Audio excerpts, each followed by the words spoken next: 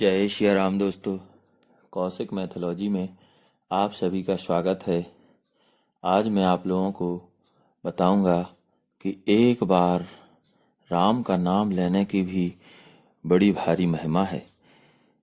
जीवन में केवल कोई एक ही बार राम का नाम ले ले तो वह भी राम के धाम को प्राप्त हो जाता है। इससे संबंधित एक छोटी सी कथा है। एक व्यक्ति था जो कभी भी अच्छे कार्य नहीं करता था। वह हमेशा बुरी संगत में, बुरे कार्यों में लिप्त रहता था। इससे उसके परिवार वाले बहुत परेशान थे। एक बार एक संत वहां पधारे तो उसके परिवार वालों ने संत महाराज से कहा कि संत महाराज जी, ये जो हमारे घर का व्यक्ति है ये हमेशा कुसंग में पड़ा रहता है, कभी भी कोई अच्छा कार्य नहीं करता है, धार्मिक कार्य नहीं करता है। इसको सुधार दें या इसको सही रास्ते पर लाएं। संत महाराज ने कहा, ठीक है, मैं प्रयास करता हूँ। फिर क्या हुआ कि उस व्यक्ति ने संत महाराज से कहा कि आप और हमारी मैत्री तो बनी रहेगी, लेकिन आप कभी मुझे भजन करने के लिए नहीं कहना, ना आप ईश्वर का जाप करने के लिए मुझसे कहना। संत ने कहा, ठीक है, तुम और हम तो साथ रह सकते हैं, या तुम हमारे पास मिलने तो आ सकते हो। उस व्यक्ति ने कहा, हाँ, मैं आपसे मिल तो सकता हूँ, लेकिन कभी भी भजन नहीं करूँगा। संत ने कहा, ठीक है, मैं तुमसे ऐसा कोई कार्य करने के लिए नहीं कहूँगा। एक बार वह संत महाराज के साथ एक घने जंगल से गुजर रहा था।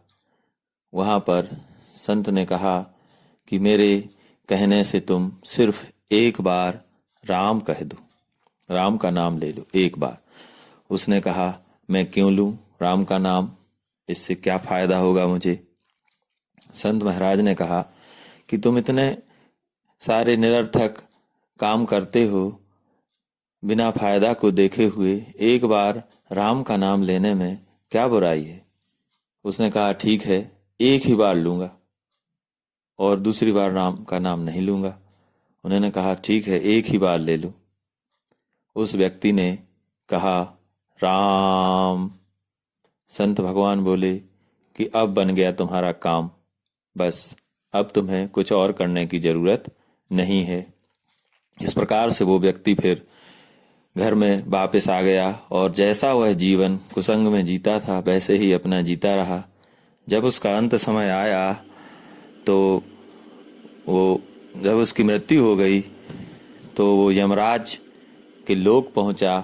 यमदूत उसको लेने आए और यमराज के वहां पहुंचने पर यमराज ने चित्रगुप्त से कहा कि देखो, इसका खाता चेक करो कि इसने अपने जीवन में क्या अच्छा कार्य किया है। सब कुछ उसका पूरा जीवन का खाता देखने के बाद चित्रगुप्त जी बोले कि हे भगवान, इसने जीवन में कोई भी अच्छा कार्य नहीं किया है। सिर्फ एक बार एक संत महात्मा के कहने पर इसने प्रभु श्री राम का नाम लिया है। सिर्फ एक बार जीवन में इसने राम कहा है। तो फिर यमराज बोले कि चलो, उस व्यक्ति से बोले कि चलो पहले इसको राम नाम का ही फल दे देते हैं, बाद में तो इसे घोर नरक में जाना ही है। तो यमराज ने उस व्यक्ति से कहा कि राम के इस नाम के बदले में तुम क्या चाहते हो। तभी उसे संत महात्मा की कही हुई वह बात याद आ गई। महात्मा जी ने कहा था कि इस नाम के बदले में, भगवान राम के नाम के बदले में तुम्हें कोई कुछ भी क्यों ना दे, तुम मत लेना। उसने यमराज से कहा कि मुझे नाम के बदले में कुछ भी नहीं चाहिए, इस नाम का, एक बार नाम लेने का जो भी फल है वह ही आप मुझे दीजिए। तो यमराज के खाते में जो उन्होंने चेक किया तो उन्होंने देखा कि राम का नाम लेने का फल उनको पता नहीं है कि एक बार राम के नाम का फल लेने से क्या प्राप्त होता है। यमराज ने कहा कि चलो सब भगवान शिव के पास चलते हैं।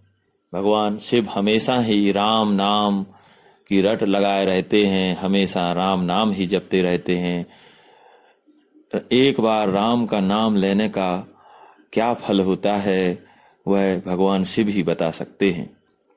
तो यमराज भगवान शिव के पास गए उस व्यक्ति को लेकर कि ये जो एक व्यक्ति है इसने जीवन में एक बार राम का नाम लिया है, इसका क्या पुण्य फल है।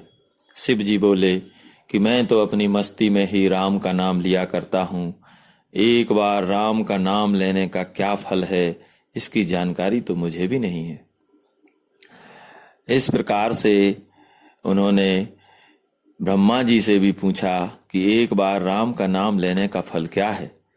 तो ब्रह्मा जी ने भी यही कहा कि जब भगवान भोलेनाथ जो हमेशा राम नाम की भक्ति में लीन रहते हैं, उन्होंने नहीं बताया कि एक बार राम का नाम लेने का फल क्या होता है, तो मैं कैसे बता सकता हूँ।